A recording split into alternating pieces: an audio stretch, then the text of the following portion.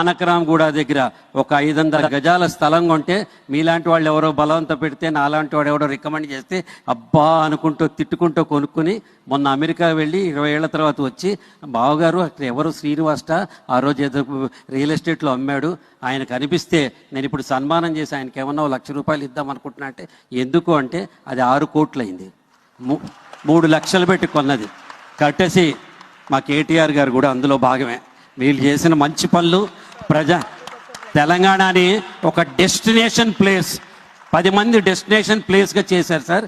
I know a friend, ఆయన chief general manager of State Bank of India, north Indian, వచ్చి ఇక్కడ 2 ఏళ్ల పాటు ఉండి అక్కడి నుంచి బాంబే వెళ్ళి డిప్యూటీ మేనేజింగ్ డైరెక్టర్ ఎస్బీఐలో అయ్యి మళ్ళీ తిరిగి ఇక్కడికి వచ్చేసాడు.